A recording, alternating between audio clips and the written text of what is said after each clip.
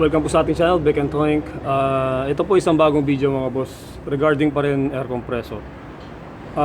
Ito trouble nitong air compressor na to. Bali, baka makita nyo lang din yung tumatalsik yung langis. Ito yun. Kaya madumi siya. Tumatalsik yung langis. Maraming nagtatanong sa akin kung bakit tumatalsik yung langis, yung kanilang air compressor. Yan. Kita nyo na napakadumi. Yan, dapat yung pasingaw niya hindi tatalsik yung langis dyan kung wala talagang problema to.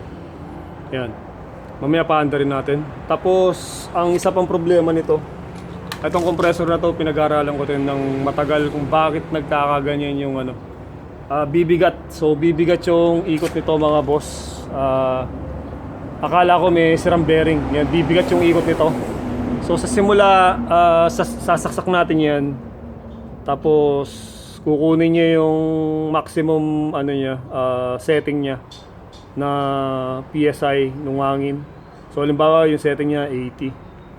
So unang saksak okay, abot ng 80. So tapos bababa ng halimbawa hanggang 60 o kaya 40, bababa. Tapos aandar na naman. So aandar siya dapat kasi bumaba na ng konti. Aandar. Tapos mangyayari bibigat yung ikot nito. Pwedeng pumutok yung capacitor. So nangyari sa akin, pumutok yung capacitor. Kasi yun nga, tino-troubleshoot ko pa kung ano talaga yung nagiging problema. Kung may problema ba itong air pump na to. Ito yung motor, so ito yung air pump. Baka may problema sa bearing. Pag tinanggal ko naman yung yung belt, ikot mo yung sa kamay itong pump, ikot mo. So maganda naman yung ikot pag zero ka. Yan, pag zero ka. Pero pag meron ng karga, yun nga po, bumibigat na to. Yun yung napansin ko. So yung motor, inikot ko rin sa kamay. So ikot lang yan, tanggalin mo na tong belt. Ikot ito sa kamay. Yun, nakita ko wala namang problema yung motor. So yun, wala problema yung motor. So yung mga nagtatanong po sa akin kung bakit, ayan, sa next video na lang yun, yung umiinit. Bakit umiinit yung compressor nila. So yun, sa susunod pong video natin. Ito muna, nangyayari talsik ng langis. Tapos ito ayaw nang umikot, so mabigat na. Itong pump po mismo yung ito yung nagda-drive para umikot itong pump natin. Ang tendency po nun, puputok ito, yung starting capacitor. Itong design nitong compressor na to, starting capacitor lang siya, wala siyang running capacitor. Yan. Ito yung gagawin natin video. So ide-demo natin. Saksak natin mga boss. So gaya po nung sabi ko kanina, sa umpisa zero tayo. Yan, zero. Papalo yan hanggang dun sa maximum na setting niya o limit niya na nakaset na PSI. Yan. Paanda rin natin. Tapos second na karga, so siyempre pasisingawin natin. Ma-reach niya yung sisindi ulit yung ating pressure switch. Doon na rin testingin kung bumigat ba yun. Yun, mahirapan na siyang umikot. Yan, kasi nga po may problema yung isang parte. Yun yung sasabihin ko sa inyo. Ito, testing na tayo. Yan, naandar yan. So kakargahan natin. So 3 minutes pa lang naman yung video natin, kakargahan natin. Yan, tingnan natin. So ipo-post ko na lang. Yan, takitin ko lang ng konti, so tapos ipo-post ko. Takitin lang natin ng konti.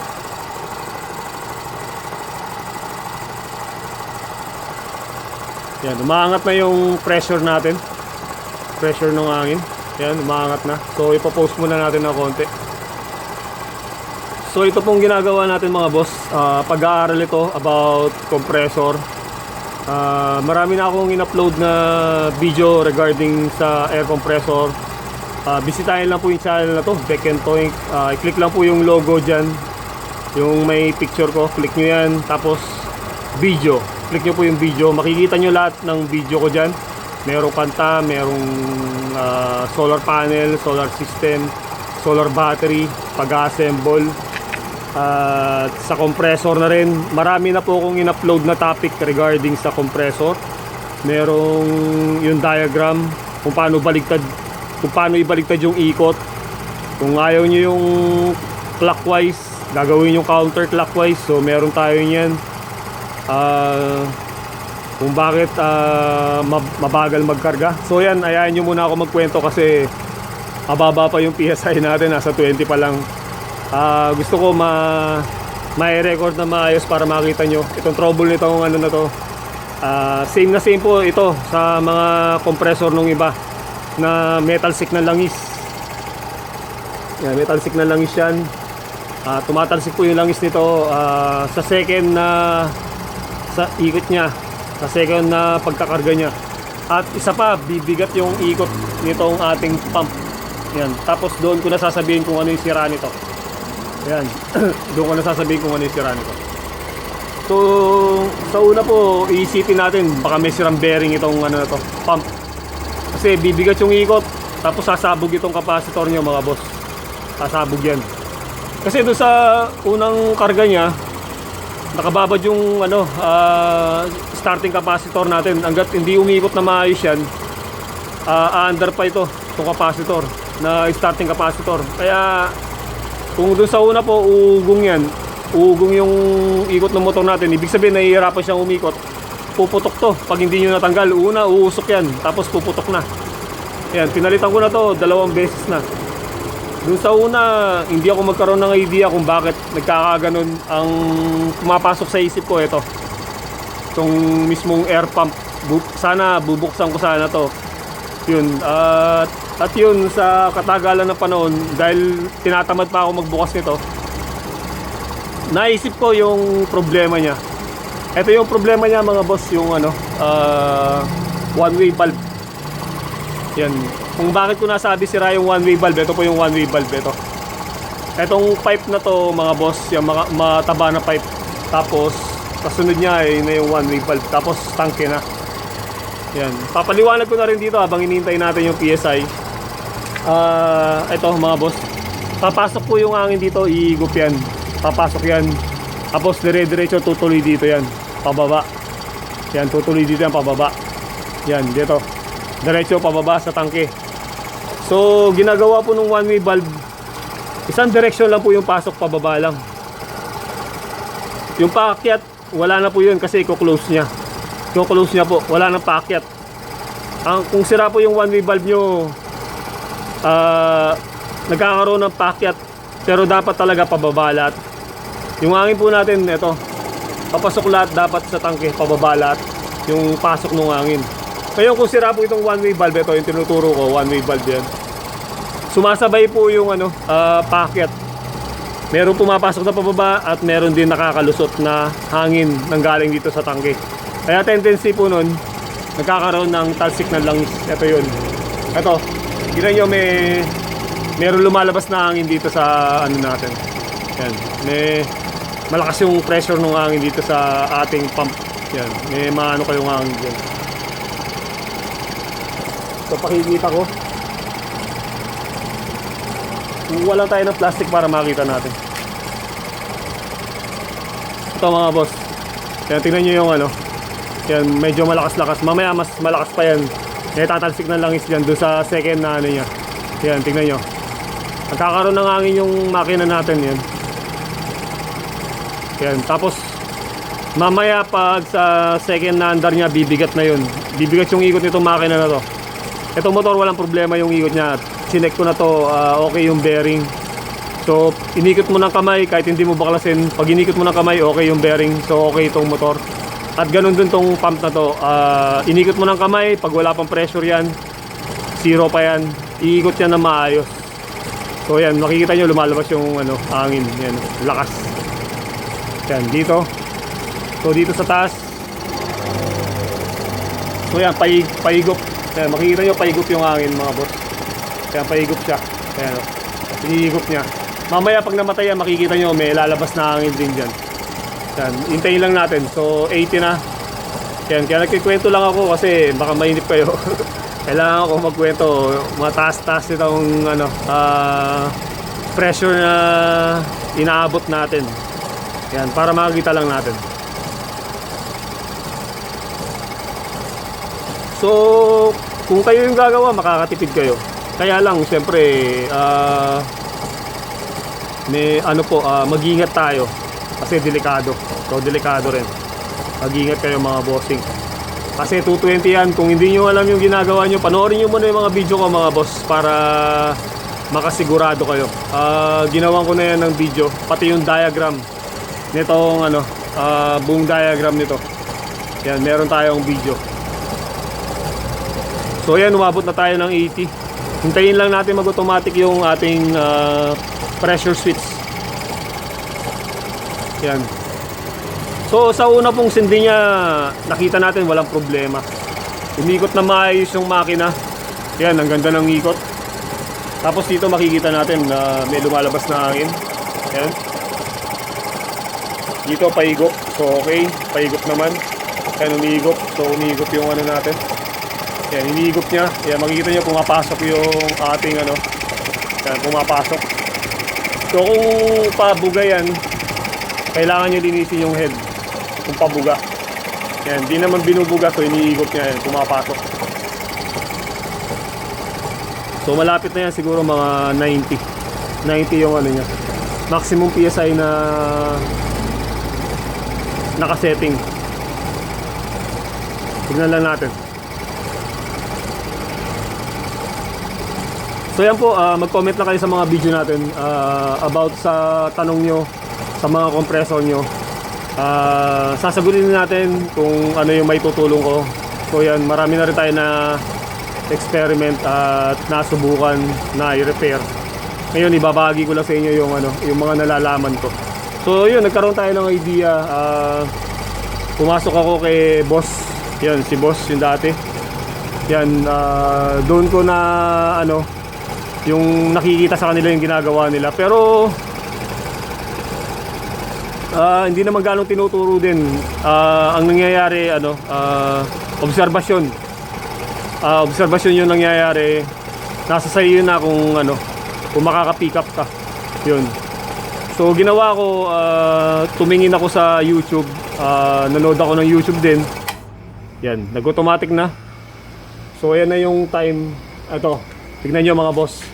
Meron kayong maririnig na tunog. Sumisingaw na hangin. Yan, aanapin natin kung saan yung sumisingaw.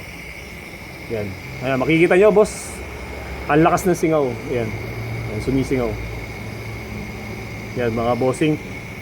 Oh, may sumisingaw. Ang lakas. Tapos dito rin yan, may lumalabas din dito yan. Yan sa taas. Dito may lumalabas din dito yan. Dito. Yan, may lumalabas din dyan. Yan. Yan. Pagtatakpan ko, tingnan nyo. Nag-iiba yung tunog. Kaya kukuha tayo ng basahan.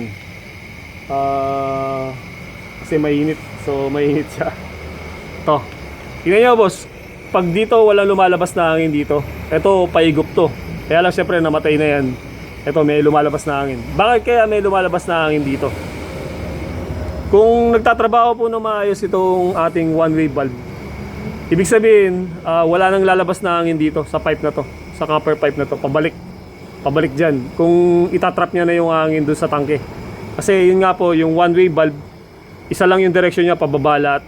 Yan, one-way valve. Kaya tinawag na one-way valve, isa lang yung direction ng hangin, pababa lahat dun sa tangke o papasok lahat dun sa tangke. Ngayon yung pabalik, wala na po yun kasi yun nga po yung trabaho ng one-way valve. Dapat wala nang babalik. Ang nagiging problema po niyan, yung mga pwedeng yung goma niya o yung ibang gamit ng one-way valve ay nagkakaproblema na. So yun, nagkakaproblema na. Kaya kailangan natin palitan to. Ang problema lang sa Shopee at Lazada rin ay may iba-ibang sukat ng one-way valve. Kaya dapat talaga mas maganda madala mo yung sample mo at may thread mo siya. Kasi kung hindi mo rin siya may thread, magkakaproblema ka rin. Yan. Yung importante dyan yung sa papasok doon sa tangke, dapat ka-size niya. Kung dito, mas maganda rin kung ka-size niya para at least wala ka na rin bibilin dito. Hindi mo na rin bibilin to. So ito, tingnan natin. Sinasabi ko may lumalabas na hangin dito. At dito rin may lumalabas. Ayan. May lumalabas dito. Ito, tingnan nyo. Pakinggan nyo yung ano, mga boss. Yung tunog niya, yan. May lumalabas na hangin. Yan. Sa tunog pa lang maririnig nyo na. Yan, tatakpan ko. Yan, nawala yung maingay. Yan, ibig sabihin may lumalabas na hangin dito nanggagaling dito sa copper pipe na to at nanggaling dito sa loob ng ating tangke. Kaya ito makikita nyo yung ano natin nagdi-deplete. Nagdi-deplete siya o bumababa. Yan, descending. So descending yung ating ano pressure, air pressure. Yan, descending siya o bumababa. Yan, ito po, tingnan nyo. Yan, tatakpan ko, so tumahimik.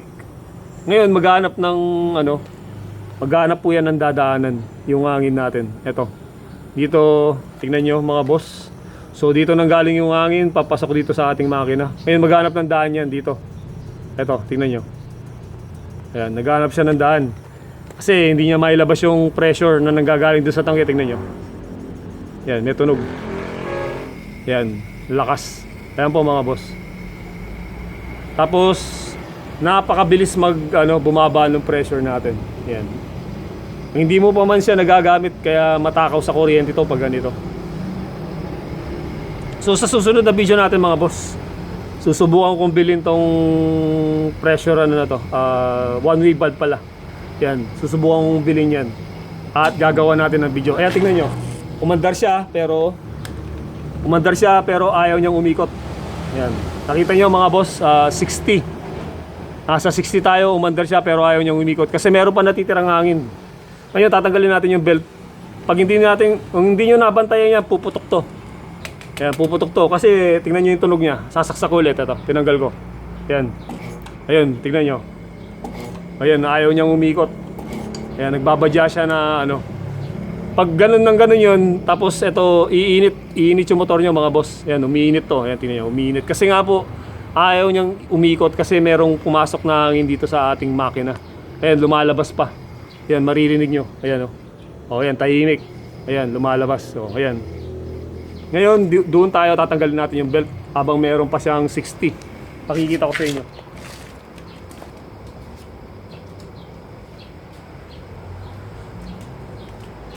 So ito, lipat tayo dito mga boss. Lilipat lang tayo ng posisyon para maipakita ko. Tinanggal ko yung saksak. So tinanggal ko muna yung saksak. Tatanggalin natin tong belt. Tatanggalin natin yung belt para makita lang natin kung ano yung nangyayari. Ito, mainit na mainit yung makina. Baka magka-idea lang kayo dito sa ginagawa natin. Baka parehas na parehas yung nangyayari doon sa compressor nyo. Ito, tatanggalin natin yung belt.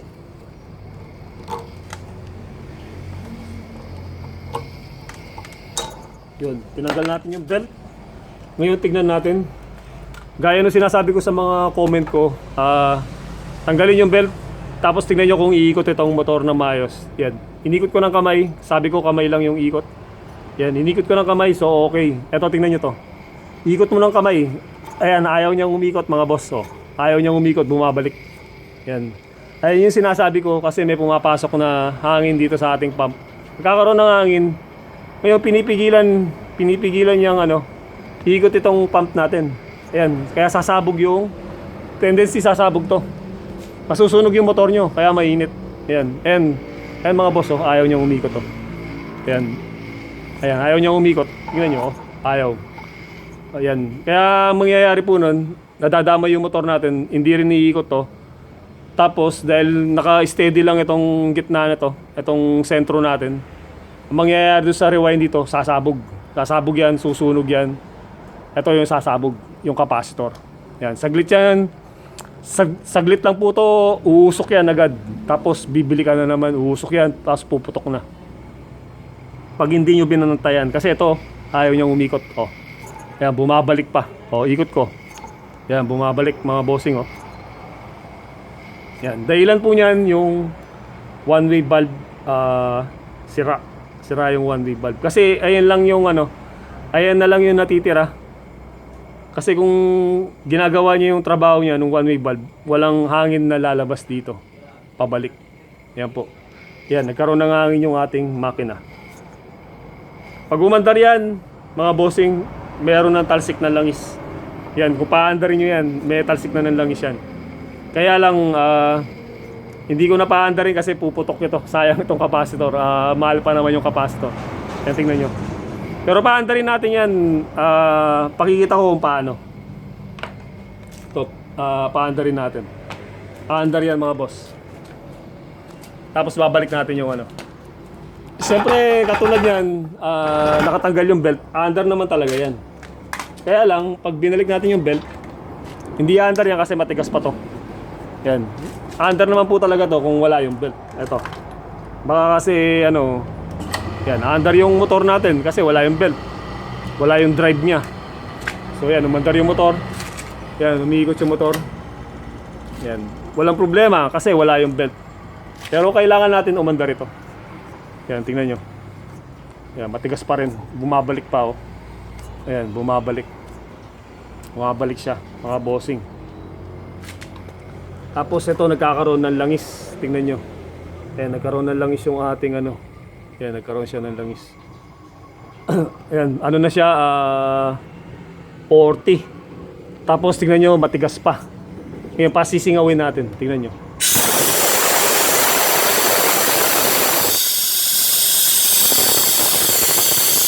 Sisingawan natin ang hangin mga boss. Ayan, gagawin natin siguro.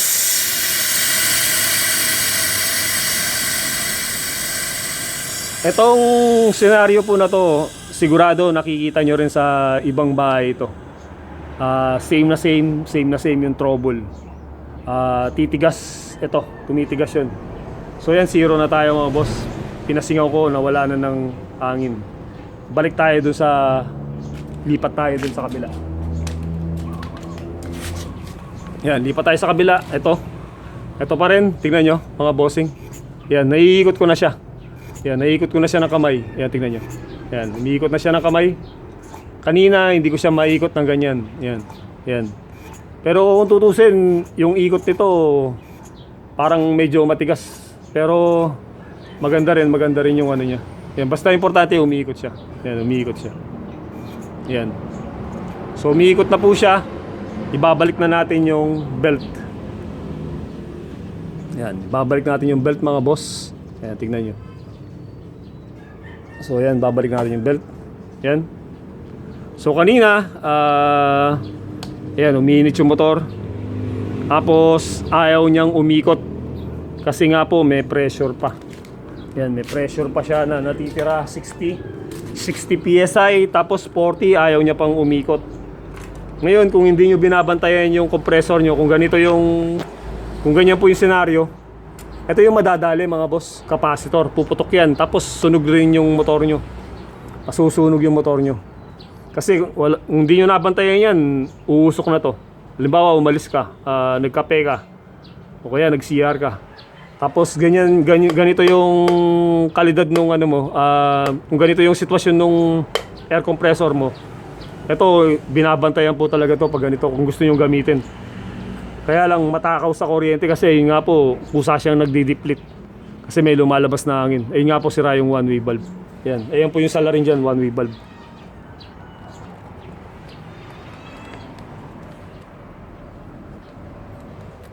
So, ayun po yung nagiging problema.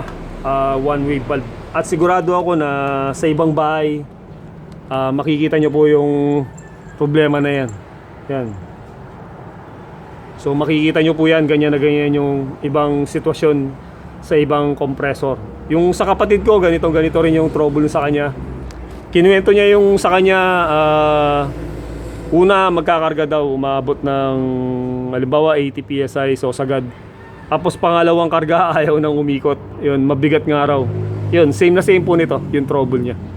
Kaya ito, one-way valve. Sa susunod po, pagpapalitan ko to, bibidyoan natin. Yan. Pero bago yan, testing na naman tayo. Tingnan natin kung iikot na maayos yun. Kanina sinaksak ko, narinig nyo yung motor, umugong lang siya. So ito, second test. Starting capacitor lang po ito. Malaki yung binili ko para hindi agad sumabog. Yan, nanigurado lang ako. Saka mas mura po kasi yung malaki.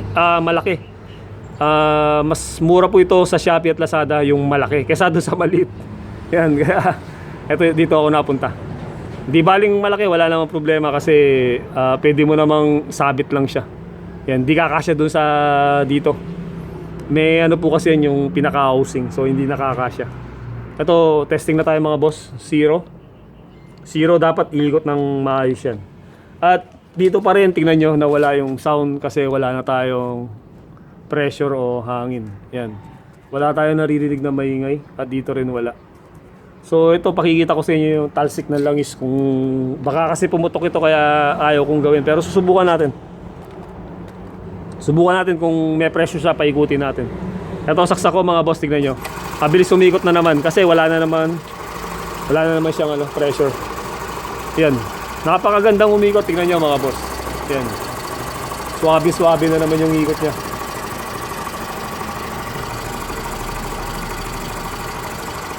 Yan, swabe na naman po yung ikot niya. So yan po, another na naman tayo, another one. Yan, another one na naman tayo, matagal na naman, so hintayin natin. Paketin lang natin yung hangin, so yan po, magkwento muna ako. Kwento muna.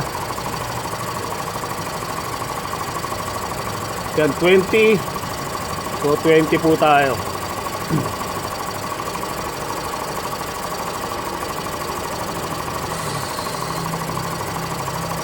So kung may katanungan kayo mga boss, bagsak nyo lang yung comment nyo sa video natin. At kung kaya natin sagutin, sasagutin natin. Yun po. Baka ma-DIY nyo rin. Yan, DIY lang. Naghanap pa ako ng compressor para i-DIY. Bubuksan natin yung head. Bibili muna ako sa Facebook, baka may makita akong yung mga mura. Kung minsan meron ka ma-tsempo na 2.5, 3,000 o ganyan, 3.5. Kesa sa bibili ka ng bago, pero importante dapat umaandar. Walang singaw yung tangke kasi pag pinasetilin mo to yung tangke ang mahal. Gagastos ka ng 700. So dapat walang tama yung tangke. Kung bibili kayo ng second hand, dapat walang tama yung tangke. At ito rin, walang tama yung motor. Mahal din yung motor, tapos mahal din yung capacitor. At lalong-lalong ito, mahal to. Itong pinaka air pump. Tapos pressure switch, mahal din yan. Pero sa Shopee ko at Lazada, meron kayo nabibili mura nito, 300 plus. Pressure switch mga bossing. Ayun nga lang, dapat alam niyo yung itsura nung bibili nyo kasi marami klase yung yung thread nila. So yun. Yan, umabot na po tayo ng 40 na.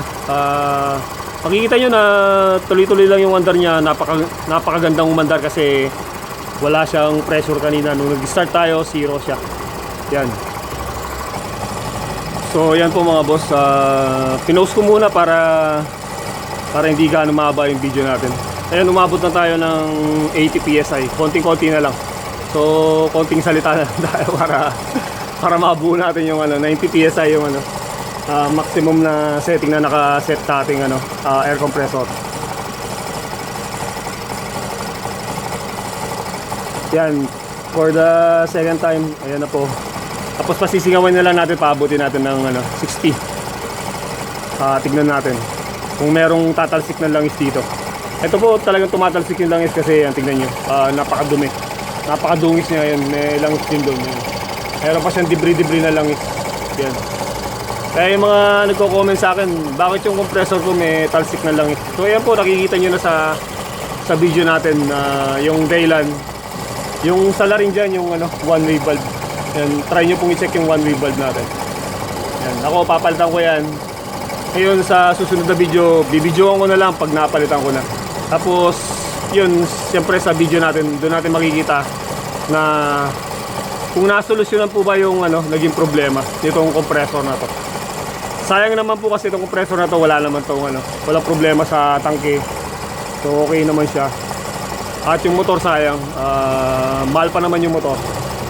Yan, kung nabili mo to kung nabili mo lang ito ng 3.5 o 4,000, murang-mura na kasi alam natin yung bago ngayon umaabot ng 7,000 to 8.5, 7.5 yan, ganyan. Yung 1/4 horsepower lang po yun. Mataas na yung presyo. Talagang tumaas yung presyo. So yan, nag-automatic na tayo. Lagpas ng 90. Yan, narinig natin yung maingay. Ito, ay singaw pa rin. So yun, nanggagaling yung singaw dito po sa head. Yan. Yan, pag tinakpan natin to, may sisingaw naman dito. Dito lalabas yan. Yan. Yan mga boss. Yan, maririnig nyo. nagkakaroon siya ng tunog.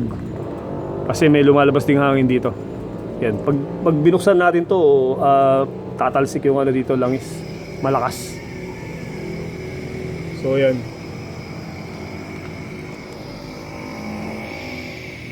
Dito tumatalsik yung langis, saka dun sa kabila din. Kung minsan meron din dun sa kabila.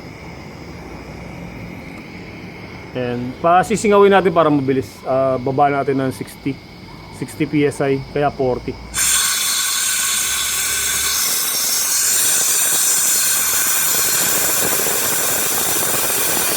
Hintayin natin para mag-automatic. Ayan, tingnan nyo.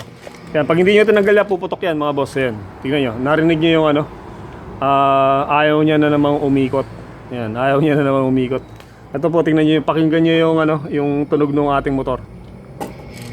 Yan. Ayan po yung nagiging dahilan kaya yung motor nyo masusunog. Kasi may problema siya. Tingnan nyo, 60 PSI dapat magkakarga na.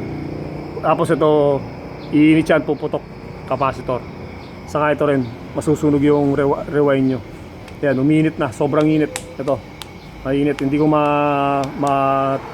mapatagal yung kamay ko dito sa motor. Sobrang init niya. Kaya nga po, pag ginagawa nyo yung ganyan, nakasaksak yan, tapos pinipilit niyang umikot. Pinipilit niyang umikot ng motor natin, pero napipigilan ng ating pump. Yan. Yan. Isa pa, tingnan nyo. Yun. Ayaw niya. Yun, ayaw niya. Yan, pipigilan siya. So, pag tinanggal natin yung pump, iikot ng maayos. Tatanggalin natin yung belt, iikot naman ng maayos ito. Yan, pakita lang natin, ulitin lang natin. So ito last try na mga boss. Tanggalin natin yung belt.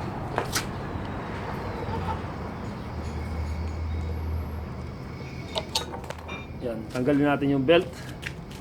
At ito mga bossing, tignan nyo. Pag sinaksak natin yan, siyempre wala yung inihila niya.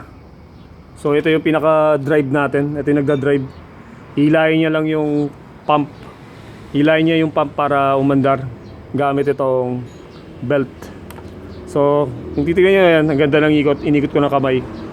Napakaswabe nung ikot, kaya walang problema yung motor natin. Pag yung motor nyo may problema to, stuck up yung bearing, kaya may sayad. Hindi po iikot ng ganyan yan. Yun, pag umikot po to, konti-konti lang na ganyan, inikot nyo. Buksan nyo na, pwedeng may sira yung bearing. Yan, bubuksan nyo, may sayad yung bearing. Kaya sira na talaga yung bearing. So yan po, napakaganda ng ikot yan. Bibilisan natin. Eto, ikot natin, tingnan nyo. Ayan, ayaw na naman umikot. Ayan mga boss, tingnan nyo, tigas. Ayan. Siyempre, first na may isip natin. So yung una pong papasok sa isip natin, may problema tong pump. Kung hindi nyo ganong pinag-isipan o di kaya wala pa tayong ganong alam sa compressor, siyempre papasok sa isip natin, bakit ayaw umikot nito? Yan. Yan, ayaw niyang ganong umikot. Yan, ayaw niya, bumabalik. Yan, bigat-bigat. Yan, tingnan nyo po. Yan, pinepersa ko na yan. Tingnan nyo, lumalabas na yung ugat sa kamay ko. Yan. Bumabalik lang siya. Tigas. Yan, di katulad nito mga boss. Ganyanin mo, iikot siya. Yan, umiikot. So okay ito. Ito yung may problema. Hindi po ito yung may problema, yung may problema ito. Yan. Kaya sinasabi ko ito yung may problema kasi nga po ayaw umikot. Yung first impression po na papasok sa isip natin, babaklasin natin tong air pump na to. Kasi ayaw niyang umikot. Bakit kaya ayaw umikot? Yun nga po yung salarin nito. Subukan nyo muna to mga boss sa one-way valve bago nyo baklasin to.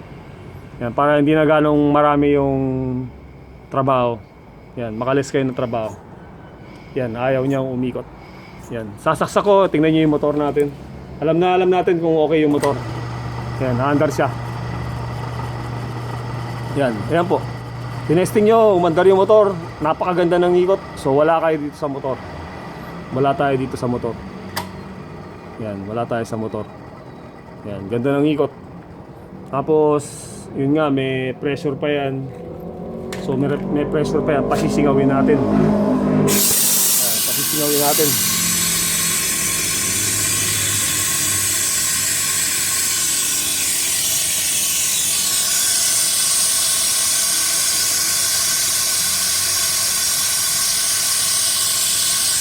Yan, pasisingawin natin, tingnan natin kung lalambot to. Ayan ha. Yan, tingnan nyo po, matigas pa siya. Pag pinasingaw natin yan,